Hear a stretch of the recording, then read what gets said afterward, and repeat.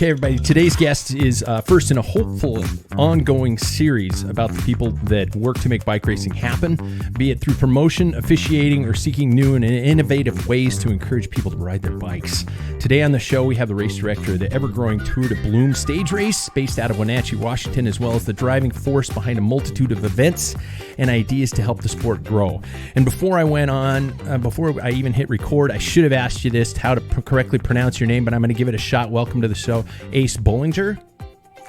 Pretty damn close. Yeah, Ace Bollinger. Bollinger. It is B-O-L-L, but it's pronounced B-A-L-L kind of. So okay. I've heard better than you butcher it worse. So don't worry about it. Well, as somebody who has a name very similar, Bolger, B-U-L-G-E-R, they get destroyed all the time. Yeah, exactly. Yeah. Well, thanks for the invite, and love talking all things cycling, and for awesome. some reason, I don't know why, but I like putting on bike races. Well, let's do a check-in there. I know things, first of all, Eastern Washington are out of control in terms of heat here where they are here, and Central Washington has regular bouts with fires and stuff like that. Before we even begin, how's your summer going, and how's the smoke levels? Well, the smoke wasn't too bad till about 2 days ago. Okay. The fire up there at Chelan has started moving smoke into the area. Last year we had the WSBA hill climbs and time trials for the state championships in August that we pretty much had to shut down. We ran them, but boy, the smoke was bad. Yeah. This year we ran the same thing a couple weekends ago, and third weekend in July, and it was 103 degrees in the parking lot. So, you can't win for losing, and, the Tour de Bloom this year, on Crit Saturday, we had 44/100ths of an inch of rain. I mean, damn near a half inch. It's like, I'm telling people, like, trust me, Wenatchee's usually beautiful weather, but boy, oh boy, it's just, Oh man. The one thing that we can't control as event coordinators is the weather, so you just got to roll your sleeves up and be ready, or put rubber boots on. And you just got to keep it going. Exactly, you got to keep it going. So before I get too far into it, I'd like to gain a little perspective into your background here with this, especially how you came into this bike race promotion game, so to speak. What inspired you? What sparked it? Did you have some history in the sport, or what brought you to this level? So, I like most kids growing up, I rode my BMX and my green machine and trikes and big wheels and everything like that. We used to live on a pretty good hill in Edmonds, Washington, downhill. And, you used to take the big wheel and wear tires out on that thing, grabbing that and spinning out. And, I got to the point where my mom made me put a motorcycle helmet on because we were wrecking pretty good on that. And then, kind of progressed here and there.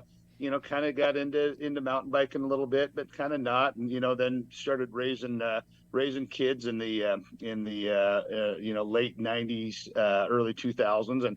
And kind of had a bike, kind of didn't, but, always liked it. And then, we had a pretty big event happen over here in Wenatchee, which was Dr. Ed Farah got hit by a car while he was cycling on his way to work. And paralyzed him from, pretty much the chest down. And, at that point I knew of Ed, and he had been a doctor to my mother-in-law at the time, and was just one of those guys around town that everybody knew and respected. And so they were going to have a big ride for Ed, they called it, where everybody met and rode up to the hospital, and we, while he was in there. And I kind of jumped in there and met a few people that day after a few cold beers afterwards, and went on a group ride here and there. I thought, this is, this is pretty cool. So I kind of got back into cycling then. And what really got me into the bike racing, though, my cousin called me up one day and she goes, "Hey, there's a beer garden on Wenatchee Avenue. You want to go?" I'm like, "Oh, shit." I mean, who doesn't like a beer garden? So we had no idea what was going on. I mean, it could have been, a cornhole competition. It could have been, rabbits, running down the street. I mean, it could have been cow plop bingo. But there was a beer garden. Damn it, we were going. And so we walked in this beer garden, and all of a sudden these guys went whizzing by. I'm like, what in the hell was that? Yeah. And started talking to a guy, a good friend of mine that passed recently, Tim Putman. He was the one that was kind of running the beer garden and making the food and everything like that. He goes, yeah, this is what they call a criterium. I'm like, Yeah. criterium? He goes, yeah, you should go, walk around the course. So after a few beers, we were sitting at start and finish, and went and hit corner 1 and walked down to corner 2. And, corner 2 on the backstretch was onto this Columbia Avenue. It's still a rutted up mess, bad pavement, kind of industrial, type deal, potholes. I mean, I was just like, I can't believe they're running bikes down here. And, went down there and stumbled across corner 3. And there was kind of a handmade sign there that said corner 3 hooligans. And, these people had a barbecue going on in back of the pickup truck. And I'm like, what's going on? Oh, well, we always get together and watch the races where, the corner 3 hooligans. So, of course, I got talked into cold beer there and watched those guys going around there. And there was a few wrecks on corner 3 due to the substandard pavement that we had going around there. And thought, well, this is kind of cool. And I, kind of talked to a few people. And they're like, hey, we could use a hand tomorrow. I'm like, well, I'm all in. So I went out to Alcoa the next day, and they're like, "Hey, have you ever driven a wheel car before?" I'm like, "Nope." They're like, "Well, you're gonna figure it out pretty fast." And I guess the rest you say is history. The next year that I was involved in all parts of that race, and then kind of just gradually took it on and stepped into the race director's role. And boy, that was 10 or 12 years ago, and here we are in 2024. So, man, what to come from the sport, kind of dabbling into it and things like that, but to come to this level, I mean, I understand the volunteering element of it, but can I ask why isn't there a better way to throw your money away? We as I got working with the great folks that were the team that was in part of the race there, and forging these friendships, and becoming part of the board of directors, and part of that was going up to Ed's house once a month on Mondays, and we'd sit around the table and talk about cycling, talk about he would give us updates on how Tyler was doing in his pro career and everything like that. And as we drank wine, you just kind of got, got sucked into the culture and realized what a good, the camaraderie was there, and the people that were wanting to put these races on. It felt great, and the people that I first met at that first race are still helping me put the race on today, and have become, lifelong friends. It's just, yeah, I mean, if you were to say, hey, let's go pick a hobby that, you can go make some money on and whatnot, it certainly wouldn't be putting on races, but it just, we've had a lot of fun on that. And, what that race has done for us is it's been able for us to put helmets on kids here in the Wenatchee Valley.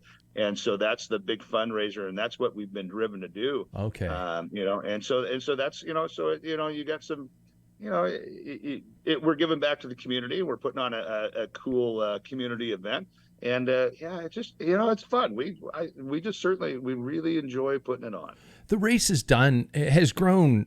I don't want to say exponentially, but it has had an upward growth path in terms of its success, in terms of its numbers, in terms of the people who are coming from outside areas to come to that very specific weekend of the events. Is there something, and this might cause a little opportunity or an uncomfortable opportunity for you to brag a little bit. Was there something as race director that you saw that wasn't being done that could have been done, or something that you guys tweaked or changed in order to put that event on that success path? Because let's be honest, Wenatchee's kind of in the middle of nowhere. I'm in Spokane. We're kind of in the middle of nowhere, and people have to make a concerted effort to come to the event.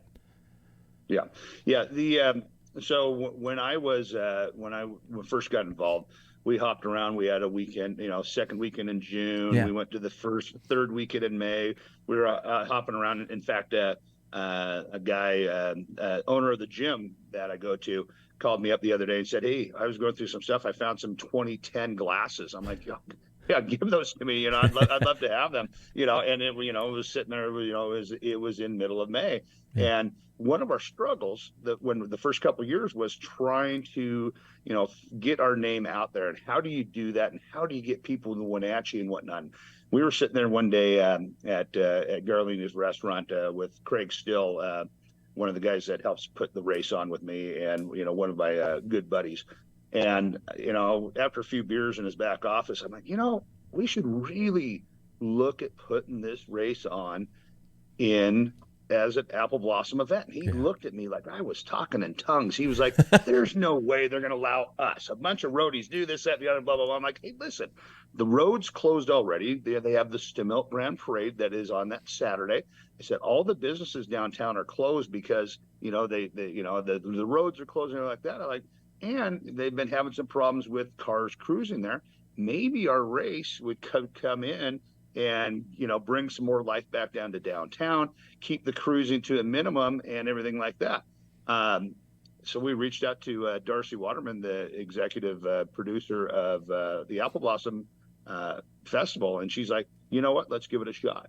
And when we were able to secure that date and become an Apple Blossom official event, is really when our race turned and started going north. We were able to, always say we're always the first weekend in May. Yeah. People were able to put that on their calendar, and I think racers appreciate knowing that. And hey, you didn't have to hunt for it. You always knew first weekend in May is when we were going to be there. And we started, that first year I think we were about 250, and we'd grow 10 to 15% a year. Yeah. And then we came on a Mother's Day weekend. I thought, oh boy, we're really going to go backwards on this. And actually, we had a 30% shot there. Really? It was, and so, we started out as an omnium. We went to a stage race, and then we added, an extra event here, a day there type deal, and just really built it to something that we thought the racers really liked. And that's kind of why, we saw our growth back in 2023. We had 348 racers. And in 2024, this last year, we had 570. Wow. Which was a huge growth.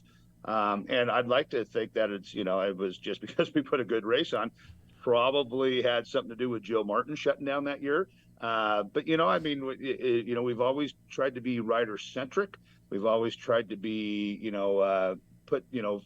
keep the racers safe is our number one motto. But then we want the racers to have fun, and we want them to go back and tell the other teammates that didn't go, or their rivals, and say, "Man, you should go to Bloom because it's a fun event."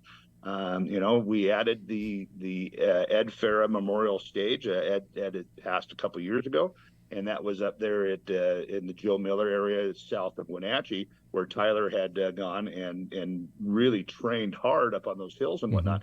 And so, bringing that Thursday stage in along with Joe Martin shutting down is why I think we shot up to, well over the 550 range this year. Okay.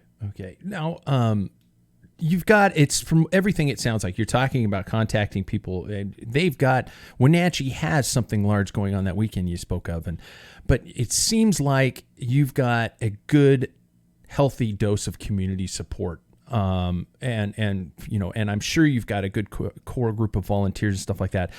What type of a village does it take to make these types of things happen? Well, so Waterville. So Waterville High School athletics partnered with us. Now, Waterville is a community up on the plateau out of Wenatchee, kind of northeast of us, 20 minutes, half-hour drive away. Flat as a pancake is what they say up there. Rolling, just envision rolling wheat fields and whatnot. A sleepy little village up there. That is the Douglas County courthouse up there and the county seat.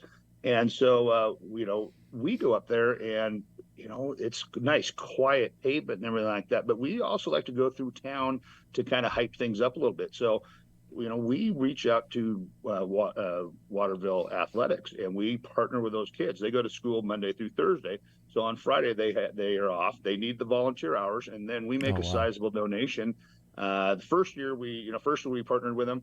we're like, what do you want? I don't know. We need a new tackling dummy for the football team. So we bought them a tackling dummy. And then the next year the principal was like, well, I want new uniforms. And I'm like, how about we just, just do a blanket donation for you guys? And so, we write Waterville athletic checks, a check for $2,500 that day. We have 50 to 60 kids. I tell all the racers, it's like, hey, these are athletes supporting athletes. So when you see someone on the corner or whatnot, if you're not sucking wind there, give them the nod or the thank you on that and whatnot. And then those parents come out and the school administration comes out. So, basically we bring out the whole town of Waterville to really help us put that on. And so, that works fantastic. Quite like up in Plain, we reached out to Lake Wenatchee Fire and Rescue a long time ago. And they've been supporting us for 7 or 8 years now.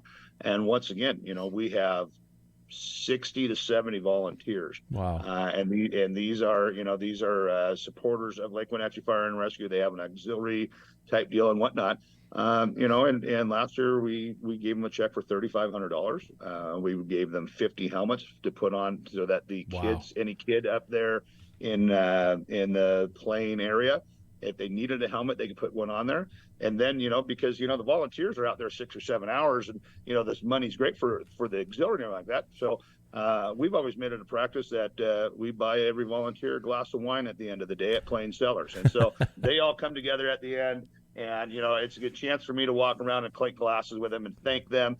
And we've had some volunteers, husband and wife teams that, they've had the same corner for five or 6 years. I mean, they bring out their camp chairs.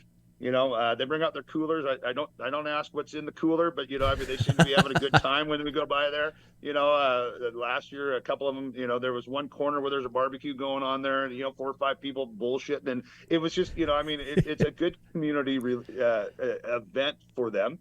They use it as a training exercise. They bring in a helicopter. They have, they use it for anything and everything they can do. And we had the women's, I think it was the women's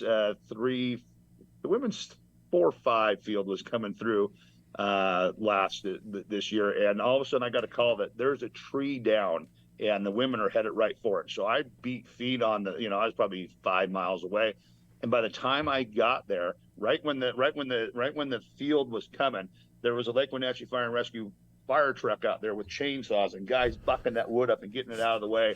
So yeah, it was pretty cool. That same group, by the way, was going by Midway Grocery, and one of the videos I saw, someone looks up and says, "Is that a bear?" And so yeah, they saw a bear out there.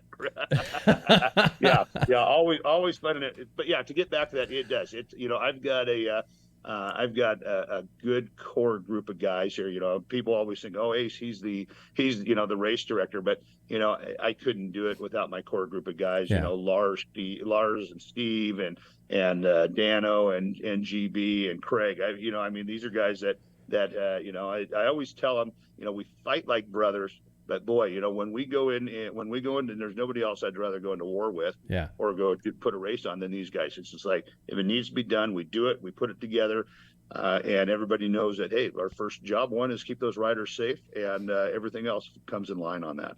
Well, and that's the thing. I hope that people who are listening to these shows that I'm going to be doing about this thing is because we are in a gigantic dry spell of events. They just aren't happening like like I was saying, they used to in the 80s and 90s and things like that. And it's difficult to do, and one person alone can't necessarily do it. But to take it and approach it from okay, let's just start here. Let's get a couple people involved and start to build it from there. And that's how you slowly progress into doing something, creating something as large as yours has become. Yes. Talk to me about, now I know that financially these events don't happen just from entry fees. And that's what a lot of people don't necessarily understand when they sign up for a race and they go, wow, it's a really expensive entry fee. It's like, you have no idea how much this costs to put these events on. How do you make that happen? So we're fortunate enough to have some very good longtime sponsors of the race. Scott and Nalini Pat with Arlberg Sports has been, anytime that we put an event on, they're the first ones to say, how much do you need? And they write a check, and then they support us with, employees that they might have, or this, that, and the other. Their son is Cole Patton, who's big in the lifetime race Okay. series right now, and everything like that. And so, I mean, it's, they know the importance of trying to keep these races going. And I doubt Scott ever sees much of a return on his money coming in.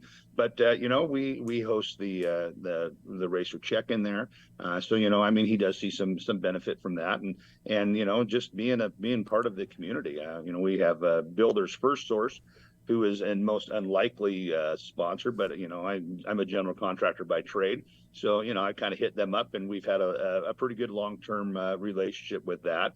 We have one individual, much like myself, who just kind of happened upon the crit one time, Danny Rickard of Rickard Custom Pools, who just absolutely one night after watching the crits, like, I'm in, I want to be a sponsor, I want to help you guys put this on. And he has just been there with us. And if any of the crit racers know, Danny likes to sit up there at the front and always likes to, he loves to throw first lap preems in there, and I think this year for the men 1-2, I think the first lap preem was $500. And so those call-ups for the crit are pretty damn important. Yeah. If you're looking to take home some, especially the Canadian racers, hell, that's like $750 or $800 Canadian. I mean, covers the trip. But I mean, and we got done with it last year, and Danny sent us a text a week afterwards. He goes, just want to let you know. He goes, I'm upping my sponsorship deal. He goes, I'm giving you more money next year to put this on. Let's make it bigger and better. You guys know what to do with that. So, those sponsors, we try to keep things tight as possible. We went away from giving cash out to anybody but the 1-2 fields. Sure. I mean, we came out and back in 2014 or 2015, we had we had equal prize purses. We were one of the first bigger races to do that. But I mean, paying threes and paying masters and whatnot, we went out and got thoughtful gifts. We give a cowboy hat out up there in Waterville, and we give a hatchet up there in Plain. The GC, they get a nice custom Brook saddle to put on their their townie bike, and their beer bike, and and then we put out this belt buckle for the crit winners. And I mean, that we've seen a lot of interest and a lot of pride, and that pops up on a lot of Instagram photos and whatnot of people winning that. And so the prize money needs to be thoughtful. I mean, you can't, yes, you could throw more at it, but I don't think you're gonna get too many more teams. It's but it's got to be that. And so with costs rising with everything, we're fortunate enough to where we don't have a whole lot of permitting, but we still have to hire, because we have closed road for the men 1-2 and the women 1-2.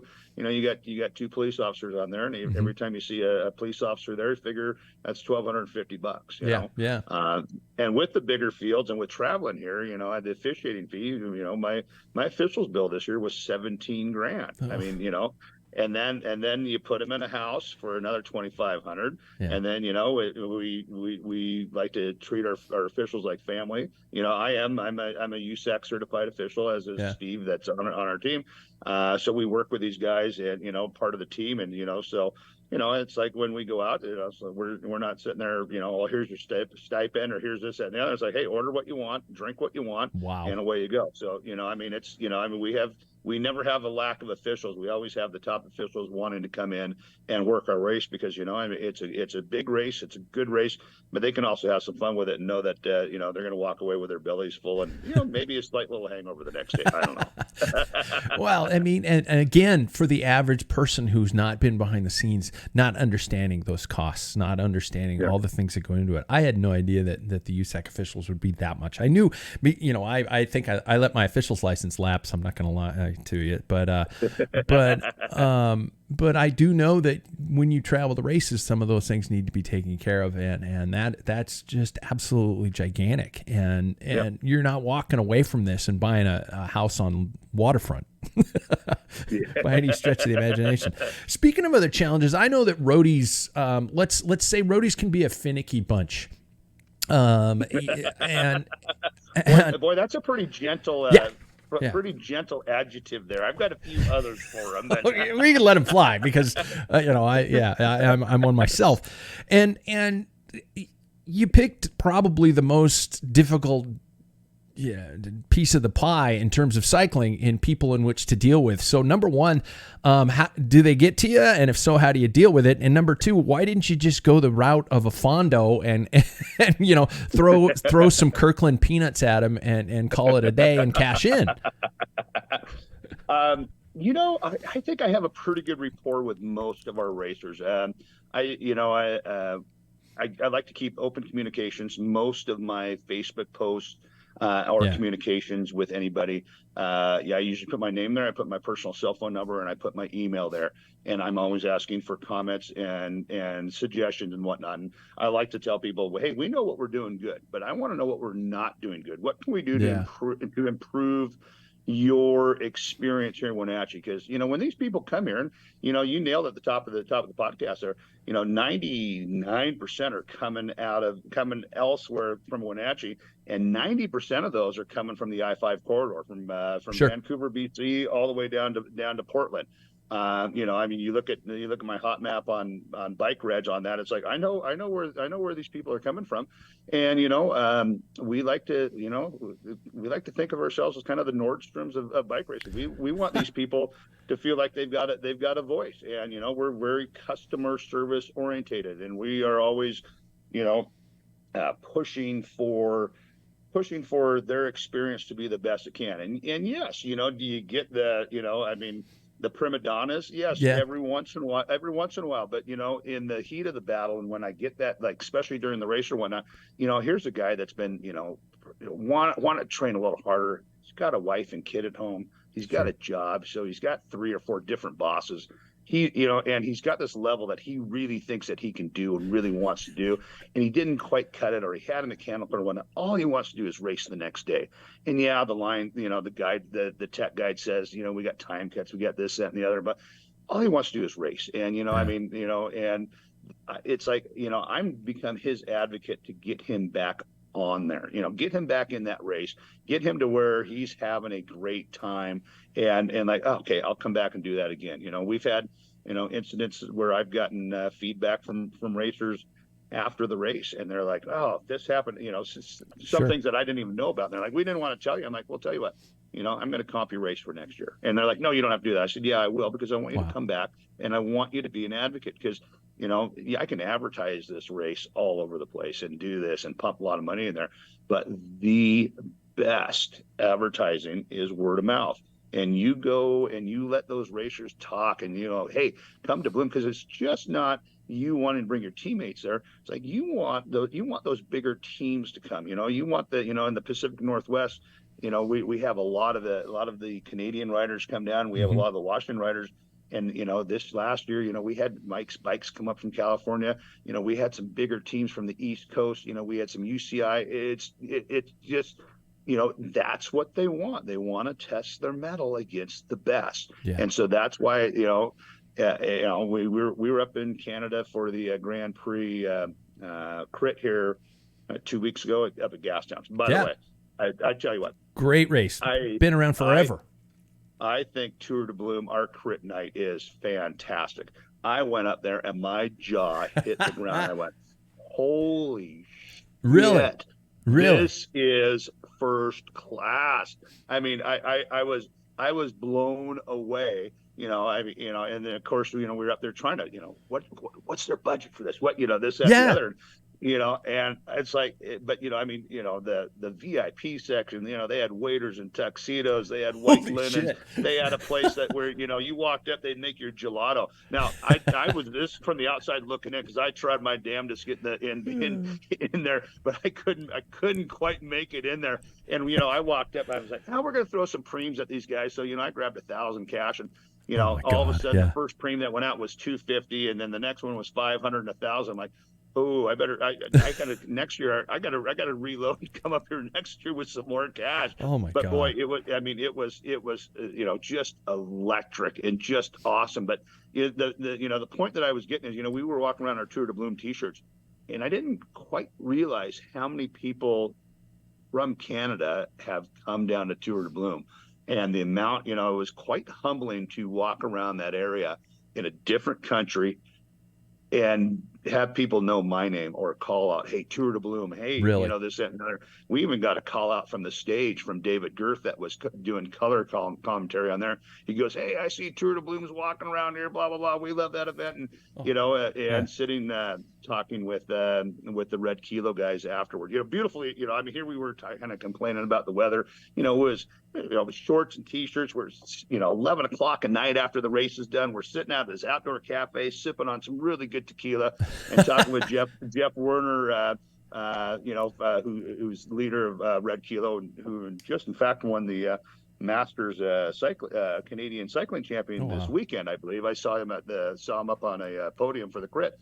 And he works closely with BC Cycling. He just says, hey, we locked down the calendar in BC around your weekend. And he goes, we encourage all the Canadian racers to go down there. It's not the cheapest race for them to come down to, but they know that Bloom is going to treat them well. Yeah. We're going to put them up in host housing when we get the opportunity, and they're going to have the best racing opportunities there. And so it's delightful. When we went down to the Tucson Bicycle Classic down in Tucson last February, my pitch to teams that were, I'm like, hey, you ever raced against the Canadians before? No. I'm like, well, you might want to come up. I said, we've got, not only do we have some awesome local talent in the Seattle area, with the Coalition ladies team is killing it, we got some big guns here and there, but so the Canadians come down and love to race there. So, it's fun because people, they're searching for the big, they're searching for those races that are tough, but fair, fun, and where they really get that good competition. I think that's where we're kind of, getting all the stars to align and being able to put it on. Yeah. And there's that old adage that says one happy customer is going to tell 1 to 2 people. One unhappy customer is going to tell 50 people.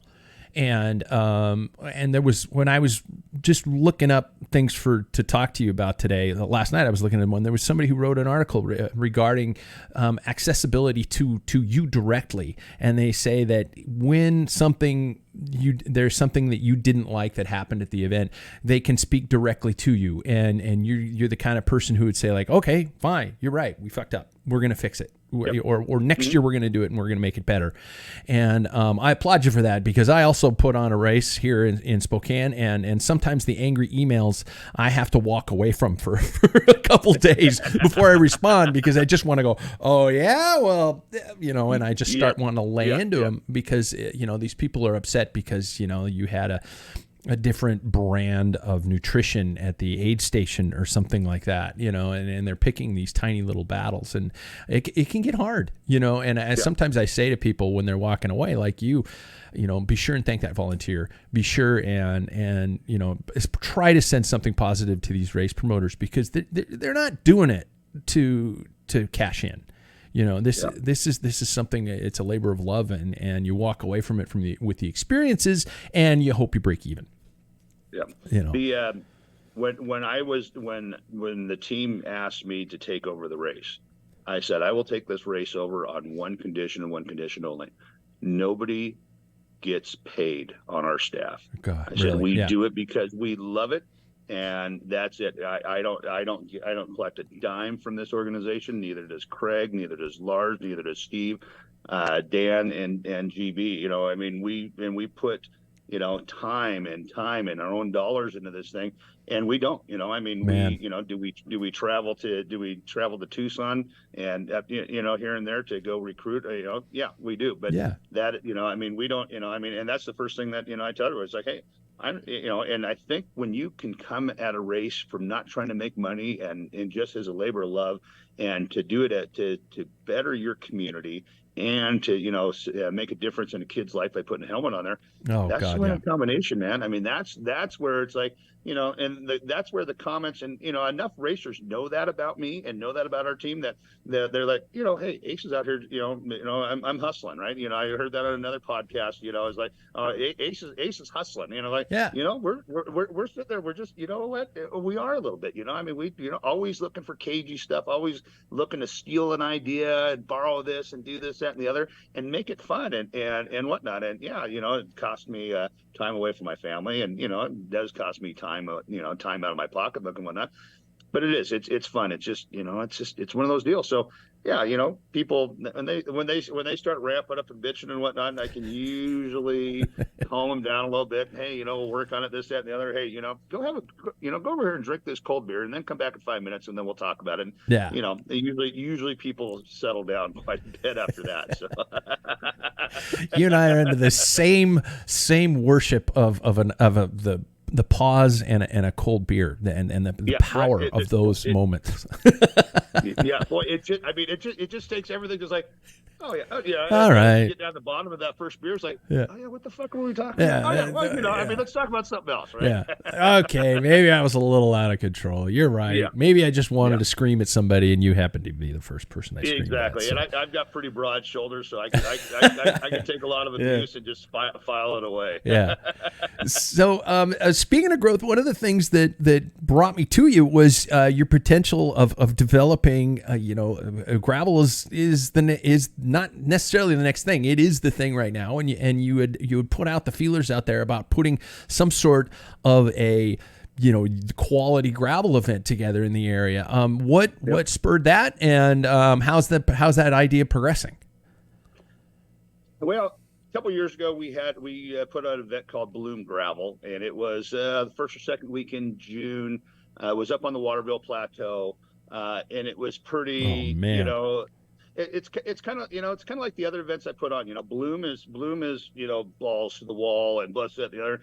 The WSBA time trial champion and the hill climb championship, pretty laid back, right? Not a whole lot of moving parts, pretty easy, and not the production value isn't quite there, and that's okay, and that was kind of how Bloom Gravel was up there.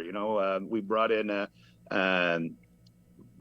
pretty good team, and we had a lot of fun up there and whatnot, but it was one of those, and then it was on the Oregon Trail weekend, and I heard that from Ian Tubbs, like, well, you got it on the wrong weekend. I'm like, oh, what's the right weekend? And then it just kind of we didn't do it the last year, and I've been volunteering with Evergreen Mountain Bike Alliance, the Central Washington chapter. Sure. Because I don't volunteer enough of my time, is what my wife says.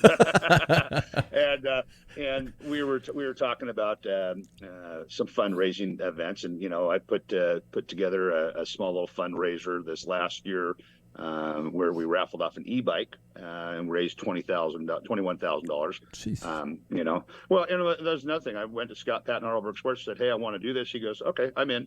And we reached out to Dane Stevens of the Pivot rep, and he's like, "Well, let me work with Pivot and this, that, and there." So we're able to raffle a $10,000 bike off for $25 tickets, and raise a quick $21,000. So in this meeting where we're talking about this, we're still looking for how do we raise more and more money for Evergreen for the trails and whatnot. Which that's when I'm not thinking about putting bike races on, I really like riding my e-bike around up the on the hills and mountain biking and whatnot.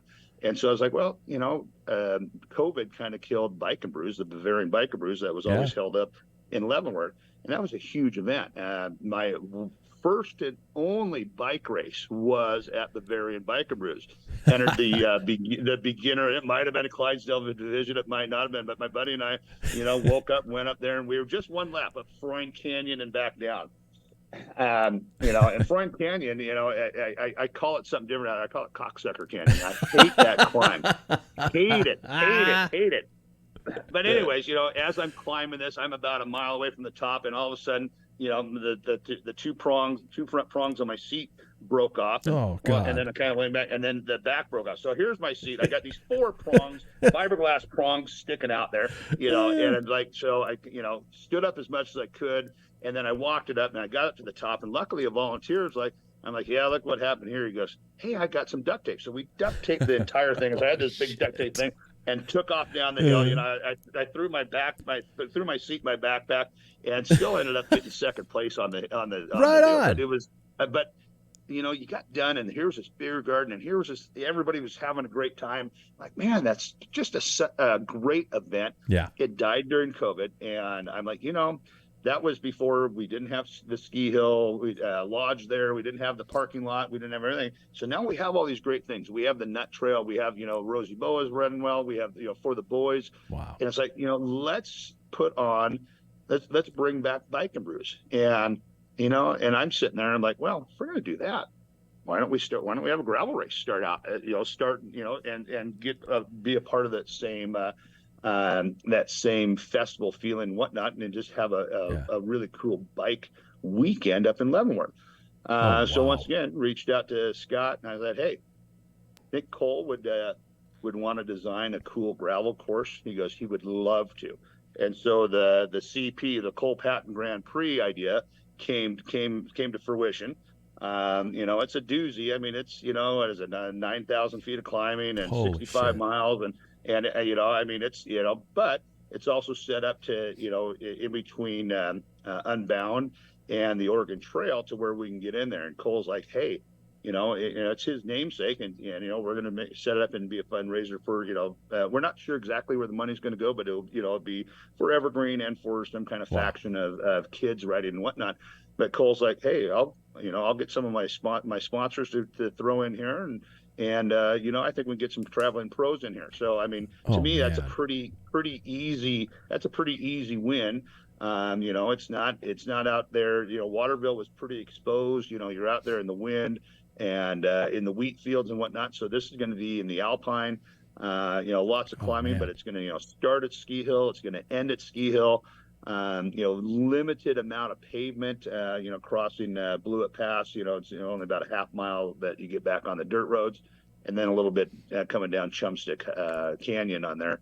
But yeah, so it was just like, if we're gonna have mountain bikers, we might as well have gravel. Yeah. And and so the idea of the Grand Prix, where if you want to be in the pro category, you'll race your mountain bike on Saturday and you'll race your gravel bike on Sunday, and so that kind of brings a lot of the the first generation Bike and Brews racers that were over there in the in the early 2000s.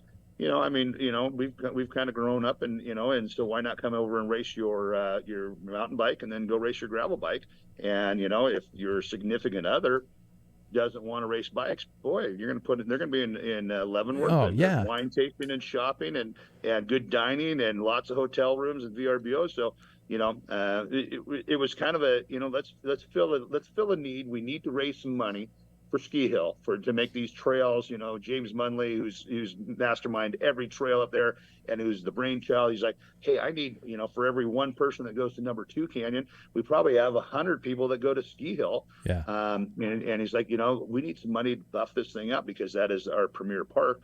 And I said, well, it's a lot easier to put on a race and whatnot and fundraise for that, and then go get grants for it. So we filled that need. And with that, it was like, in the back of my mind, I always wanted a second chance to redo Bloom Gravel and do it the way that it deserved to be. And bringing someone like Cole in, who, hopefully when Cole decides to retire, hopefully if Cole's listening to this, hopefully that's in like 5 to 7 years, then he can take over his own damn race and run it. And I'll just here's the blueprints, here's the handbook, Cole, just take it. Yeah. And by the way, when you're doing this one, just take over Tour de Bloom too. It's all set up. Just walk in, and away we go. I'll come back from Mexico or Tucson, and help you run it and drink beer in your beer garden. There we go. Well, and if a town like Emporia can create something is absolutely incredible as Unbound, I haven't been to Emporia, so I don't know what it looks like, what the town looks like, but I know what Leavenworth looks like, and I know what that community is like, and oh my God, what an amazing backdrop for something like this. It should be. It's our biggest court, was the dates, right? Yeah. We didn't want to be on Unbound, didn't want to be on Oregon Trail, didn't want to be on Baker City Cycling Classic. Brian and us have teamed, we've got the Bloom to Baker series. Yeah. And I didn't want to step on his toes. And, then you got graduation, you got Father's Day, and you got this, that, and the other. And I'm like, well, let's make sure that we stay off the bigger ones, and then the smaller ones, if there's a promoter I can work with about seeing if I can get him to change his weekend, and, maybe I can give him some swag for our race or whatnot type deal.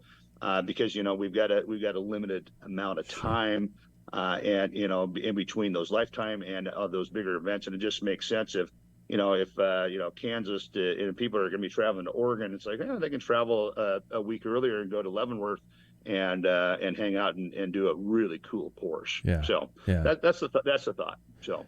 God, okay, it'll be on my schedule. So, Well, and we do have a smaller. We do have it seems like the term in gravel. It's the medial, right? It's not the medium. It's not the. Yeah. It's the medial, right? It sounds Italian. Medial, Hey, medio. Yeah. And so I think that one shaves 15 or 20 miles off and a couple thousand climbing feet on there and whatnot. So Thank you.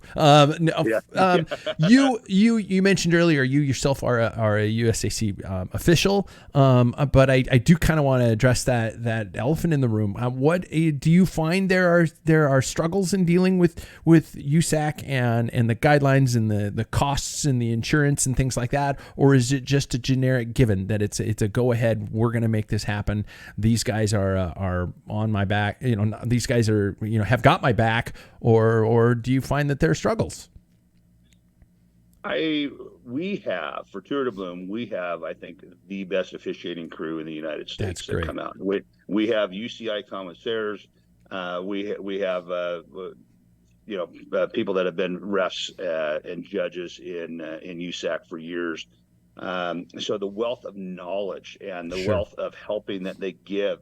I look around. I see Phil Miller wasn't even our chief ref. He is a UCI commissaire. I've known Phil since the '80s. Dot Abbott, a UCI commissaire, wasn't even on my officiating crew. She was helping me on the race.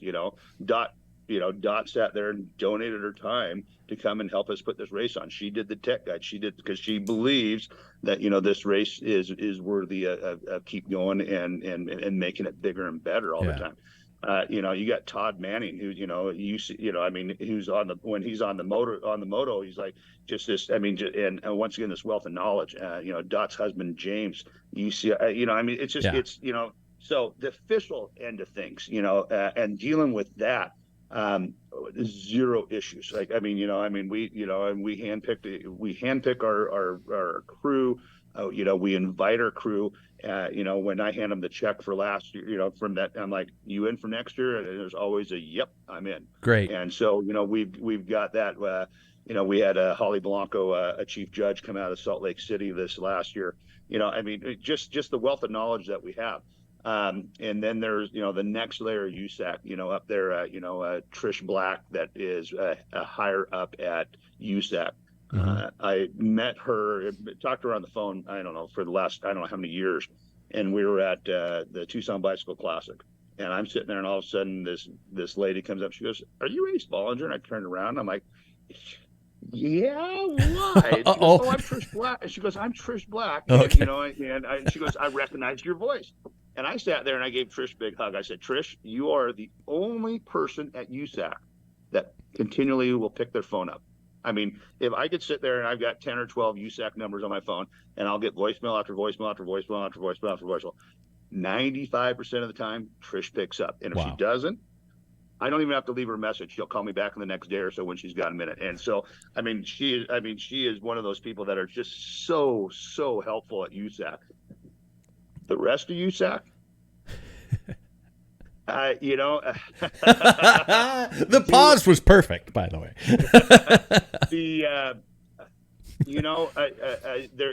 There's certain policies that I think are redundant. There's certain things that drive me nuts. In my hotter header days here, when I first kind of took over and whatnot, trying to, it's like, this isn't how a business is ran. You shouldn't be, it's this, that, and the other.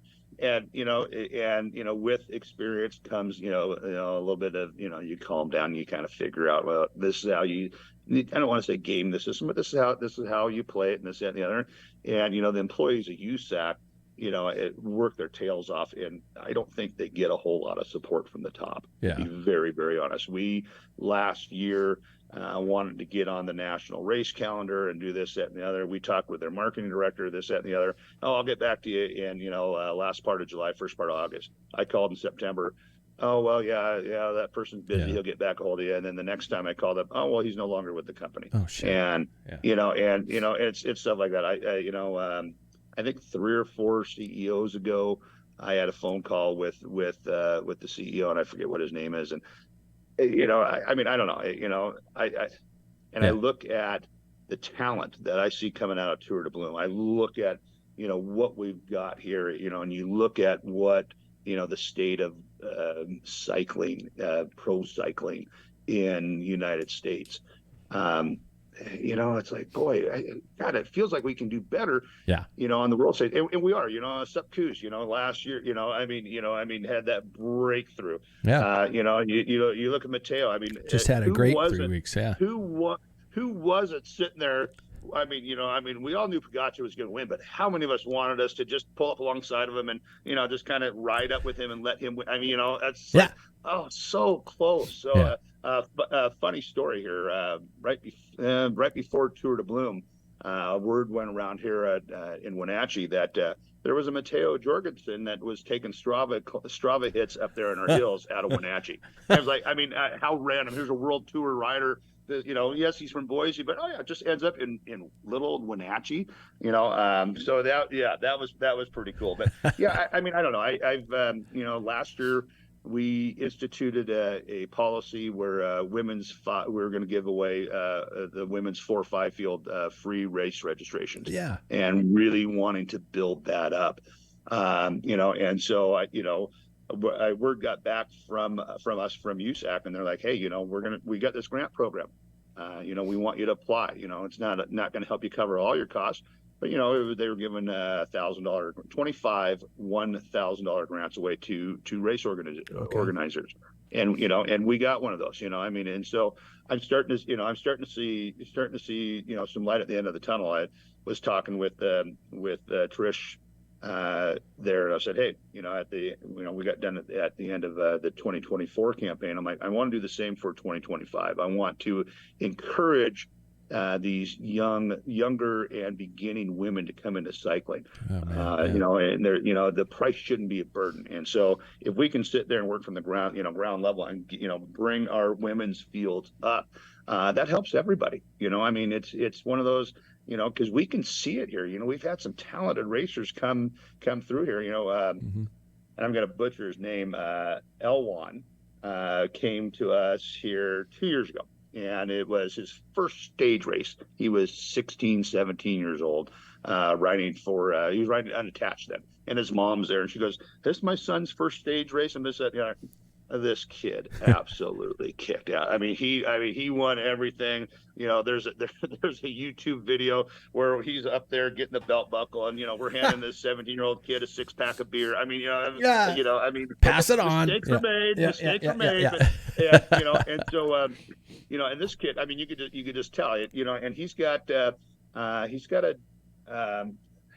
I hate saying handicap. I hate saying deformity. He's got something, with his left hand wasn't fully developed. Okay. That whatnot, and I kind of gravitate to that. My wife was born without a left arm from the elbow down too. So I know how people can be sensitive to that, and I know this, that, and the other. So we kind of struck up a conversation type deal and whatnot.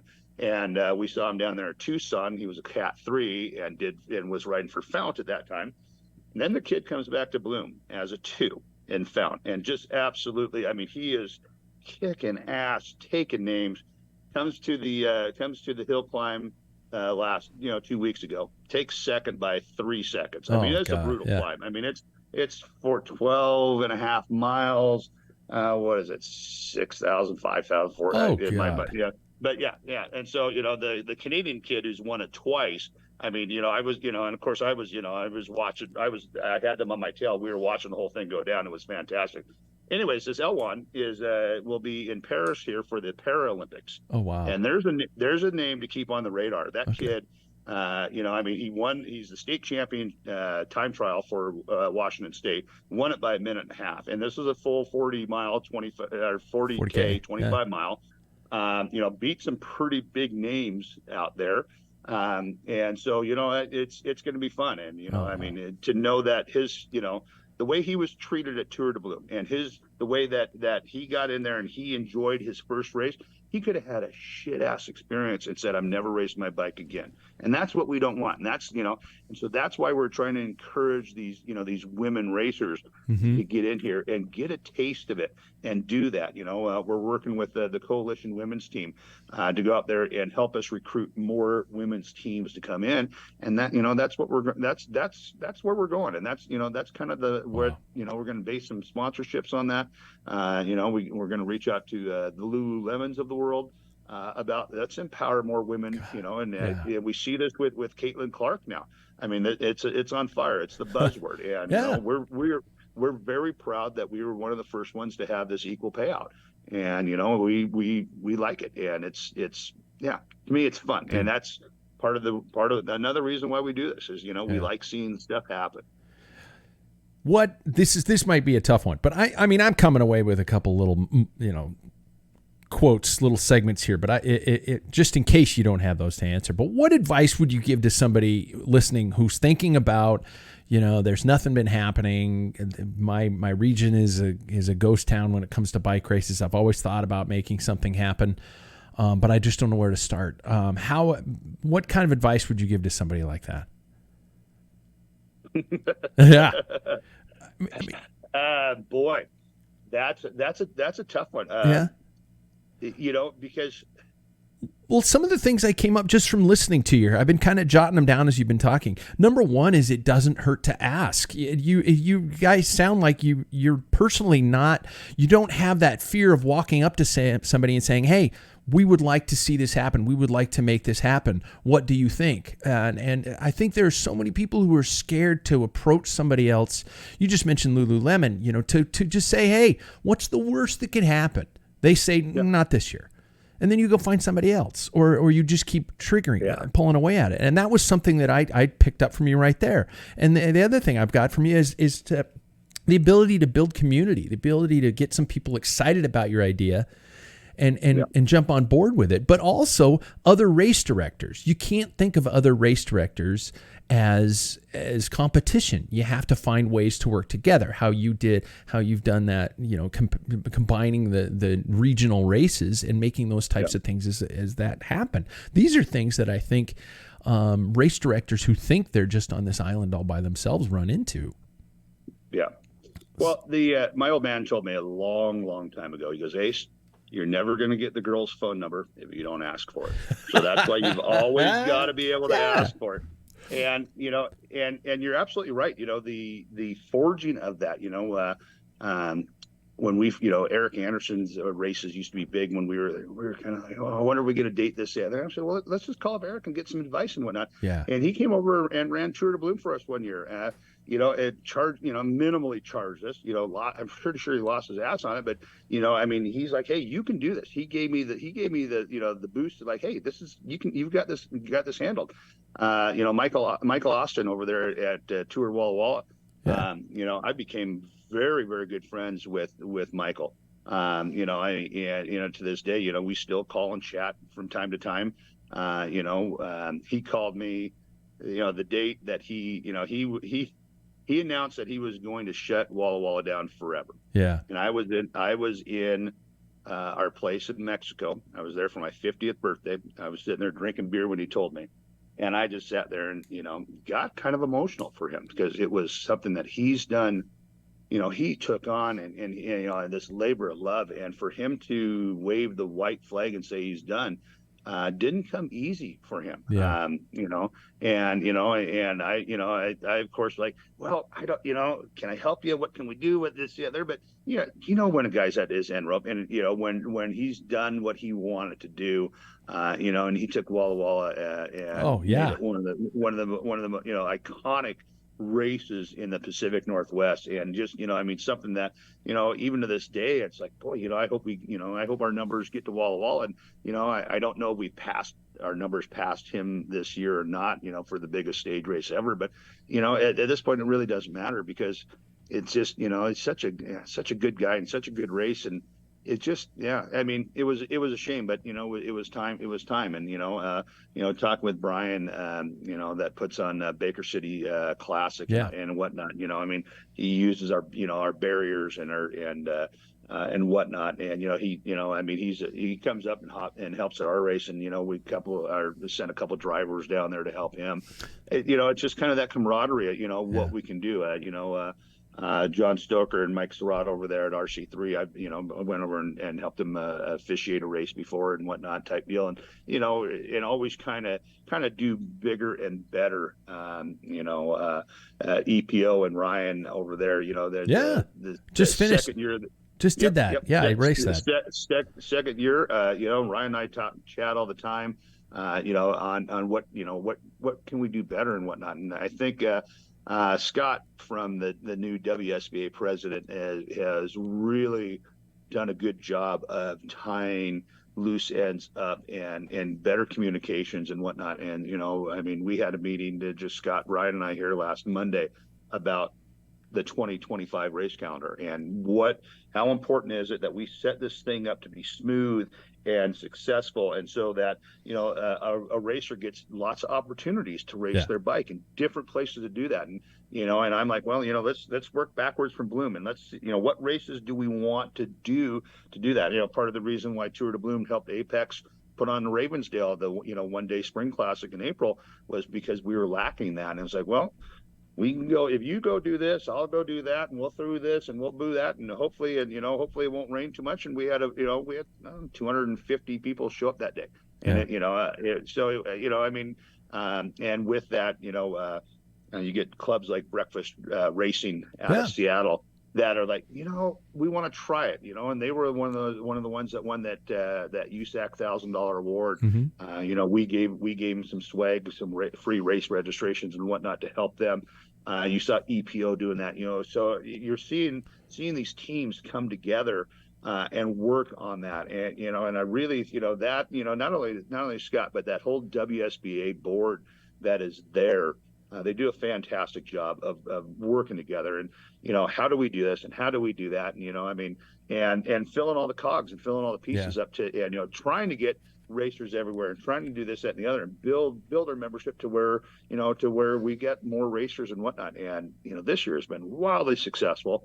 And I see nothing but uphill gains again for 2025, and, working with that, and setting that calendar, getting that out to the teams in early to late November, December, so that way, they can plan what they're going to target, what they're going to do, whatnot. And then if there's another race team that, is wanting to put their toe in the big water, I always tell people I'm willing to come and help and roll my sleeves up and do whatever I can to help get a race successful. Because one successful race, two successful races, and it's pretty smooth sailing after that. You know how to file your permits, how to do this, how to do that. Any mistakes that you made, you use as learning opportunities not to do it next year. And and so you just kind of keep building that. And once again, that bigger community, that racing community, is gonna is going to do that. One discipline goes in the other. You look at Tour de Bloom, by the numbers, I think was the third or fourth largest stage race in North America this year.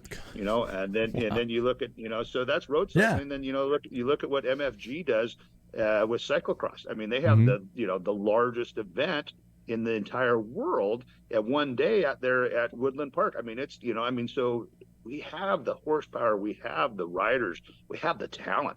We have the talent around here to do all this stuff.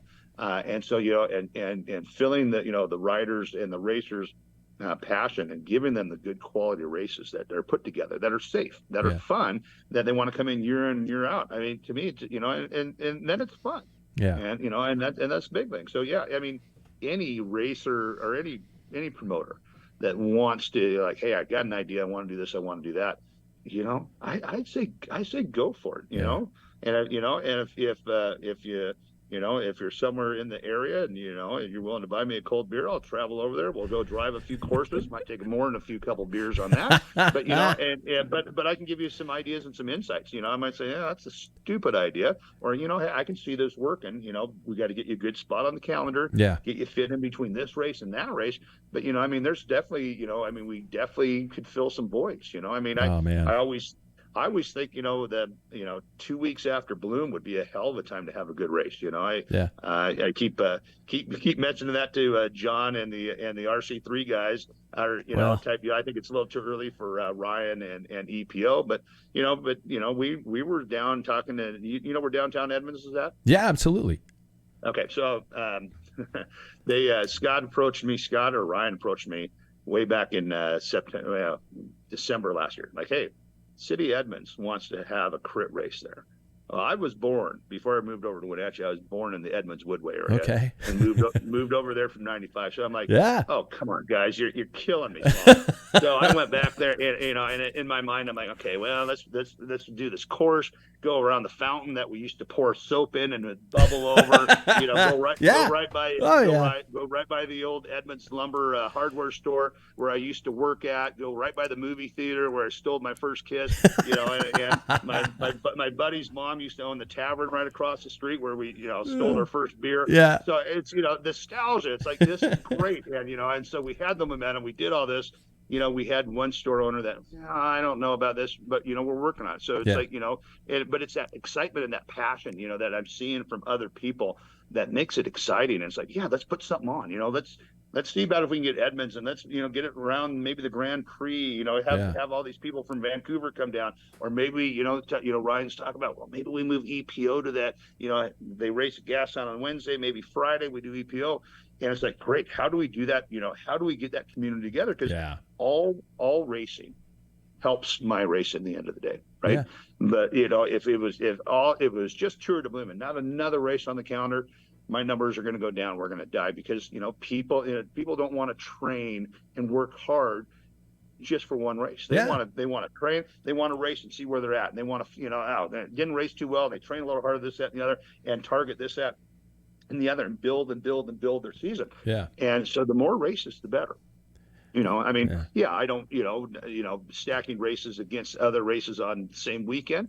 No, we don't need to do that. But, and be mindful of, the bigger races out there, and try to see what we can do, Yeah. Oh, so man. It's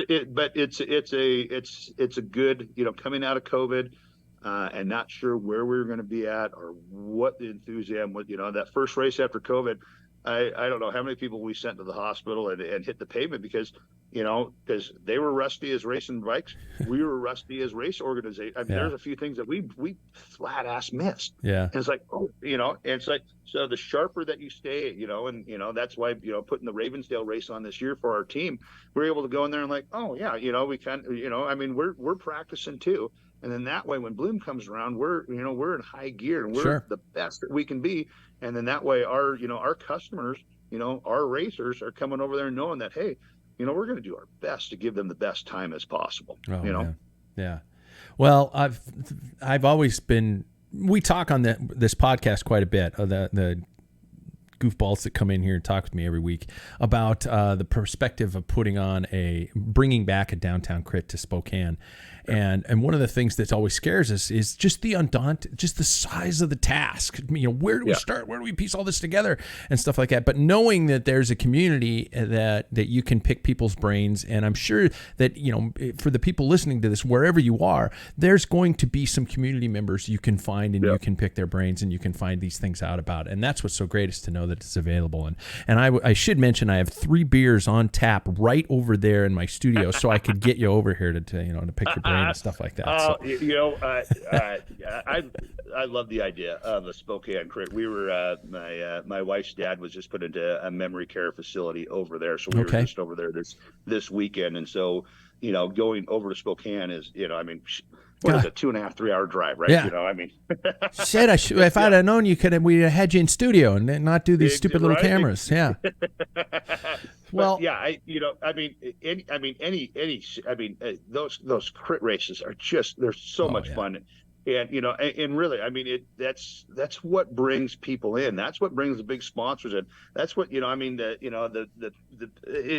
people that are, you look at the Danny Rookards of the world. He builds beautiful custom pools. Yeah, he loves crit racing. Myself, I build beautiful custom homes. Yeah, what the hell am I doing putting bike racing on? But it's that damn crit. It gets you. It hooks you. It's like, this is fun. Yeah, and the shorter, the tighter, the the better. I mean, I would love to see Spokane do something like that. And you bet your ass I'll be there to help you do whatever you need. I mean, Right we've on. got crowd control barriers, we've got ideas, we got cash to throw. And you know what? If there's a beer garden there, I'll be supporting your beer garden. There we go. There we go. That's kind of a That's all. guarantee. It's like when you move into college, into your dorm, the first thing you set up is your stereo. That doesn't happen anymore because people don't bring stereos. They just plug their iPhone into something. But the beer garden is something that automatically would have to be first set up when you set up a crate course, because that's just, yeah. And anybody else that's looking at it's the simple math.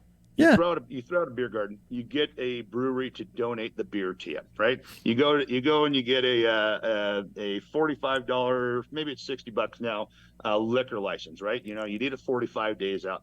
Piece of cake. You got some bears. You need some bears, call me. You can come get my bears. There we go. And then you get a couple of volunteers that are better looking than you and I, and you have them serve beer to people that look like you and I. And you charge $7.50 a beer, and every beer is 100% pure profit. Yeah. And the bartenders, we're going to give them a $2 tip. And it's just, it's a great way to make money. And, the bike racers love it because, now they've got an audience. And who doesn't like to race or do something with an audience going on? So, count me in. Let's Spokane. When do we want to do it? Awesome. Well, but before I let you go, first of all, thank you so much for your time, man. Second of all, talk to me about people can find out information on your events. Where are they going to get the know-how? When are they going to get registered? tourtobloom.com is our website. That is not quite updated to all the next year stuff quite yet.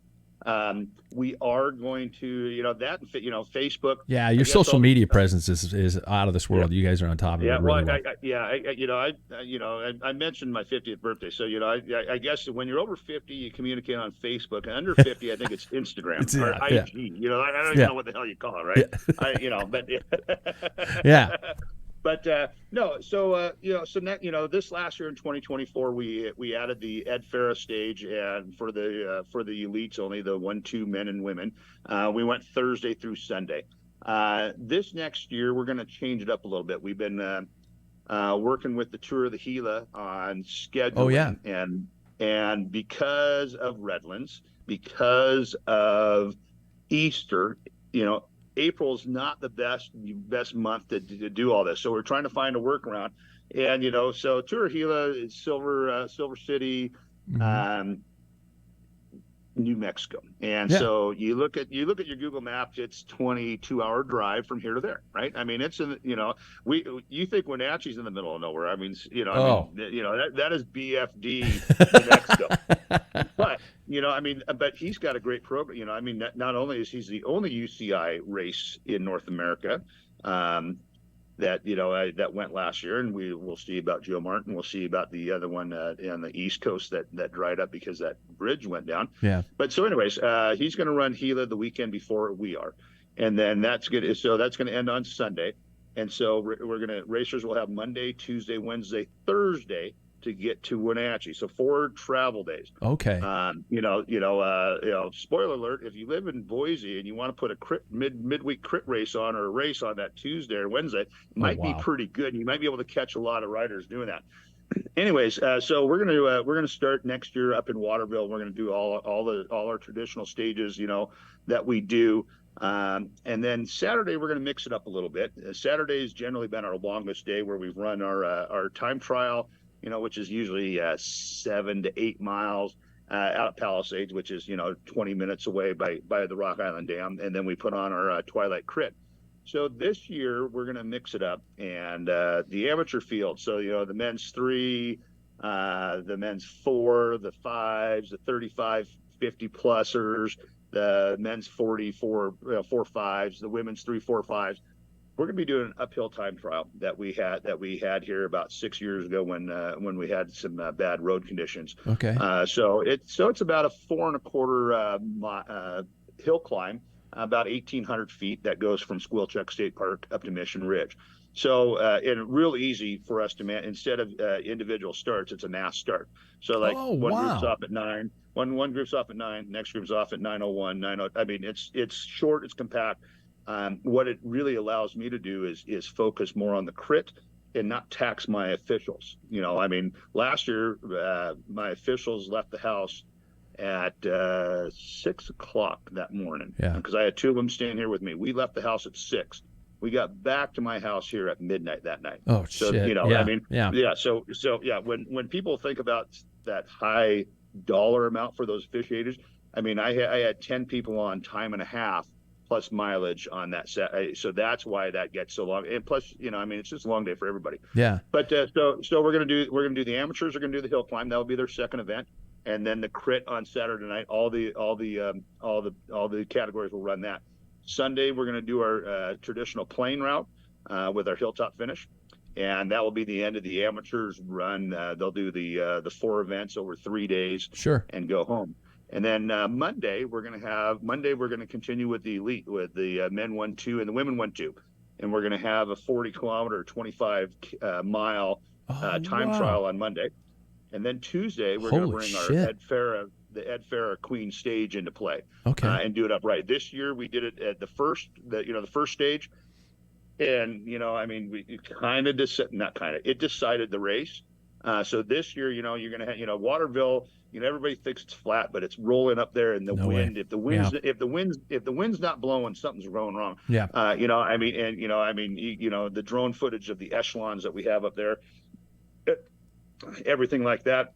And being a rural town, Yeah. the roads they're north, south, east, or west. So, and I mean, and so you're gonna have a tailwind, you're gonna have a headwind, you're gonna have 2 crosswinds, and so the team tactics really come into play there.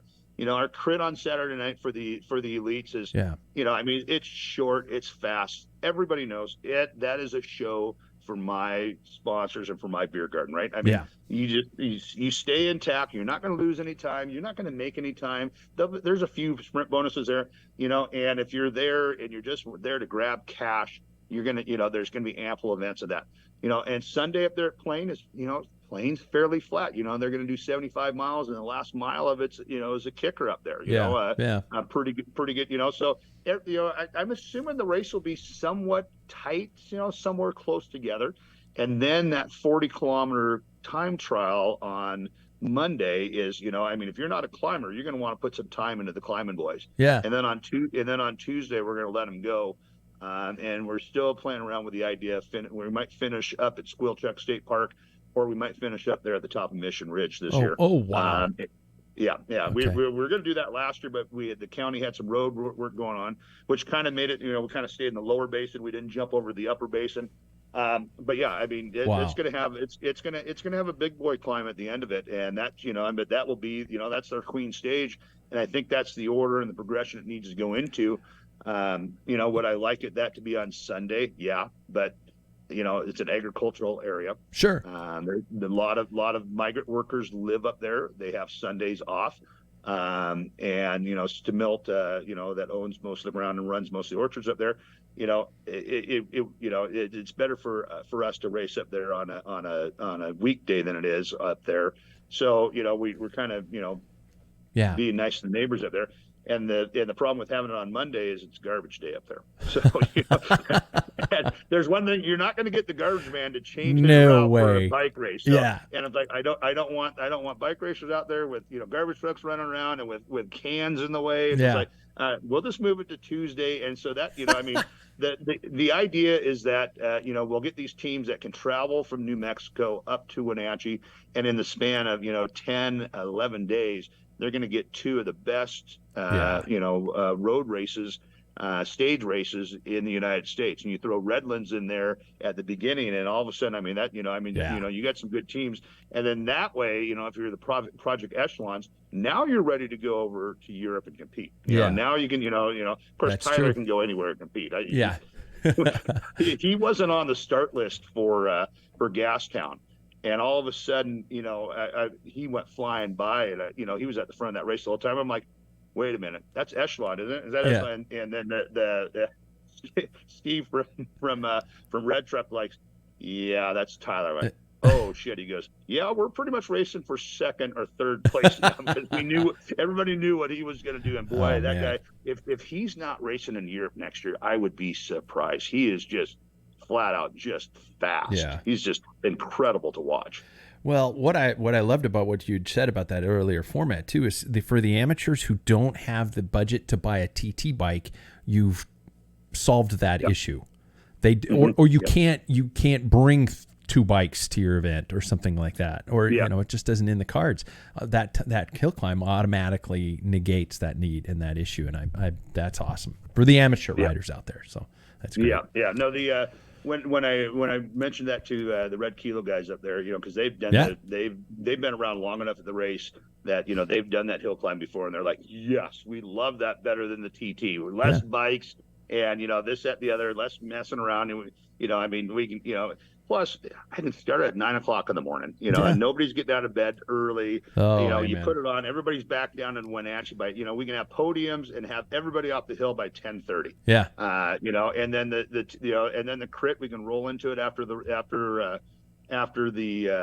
parade, have an extra hour of setup time, get everything done, and then and go a little later in the evening. And what that allows us is the elites, that are racing, the men that are starting at 9 o'clock and going until 10 or 10:30. Yeah. They can sit there and and then we start them the next day at noon time or 1 o'clock.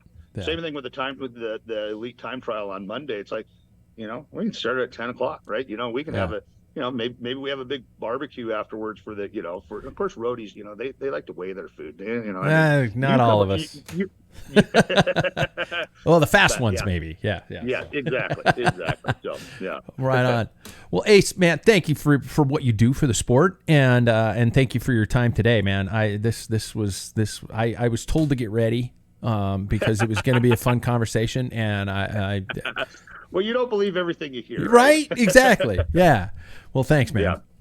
Yeah. No, thank you. I appreciate you reaching out, and I love talking about bikes and whatnot. And so I would like I said, thank you very much. Appreciate it, and we'll get together. Perfect. Hey, so there you are, everybody. Ace is doing what we all should be doing, at least to some level. I'm not saying we have to go out and put on the region's biggest stage race. What I'm saying is we need to basically take that chance. For those of you who are kicking around in the back of your head, wow, what would it like to be on a race, that whatever style, a time trial, a gravel race, a road race, something simple, a business park criterium. What it does is it benefits the sport as a whole. And you're going to be doing something to help keep the sport that I hope you love, because you're listening to this podcast, hope you love, keep it alive. Take a chance. Doesn't hurt to ask somebody, ask a friend, build a community, and the next thing you know, you're on your way. I hope you like this first in hopefully a series of ongoing shows talking about bike racing, talking about the industry, talking about what it takes to make our sport what it is today and what we can see it be tomorrow. So be sure and let me know what you think. Like, subscribe, tell a friend, drop us a note, give us a rating, all that sort of stuff, and we will catch you on the next episode or right here in the Rim Break Bar on Tuesdays live at 6 p.m. Pacific with the one and only Packfiller Podcast. Catch you next time.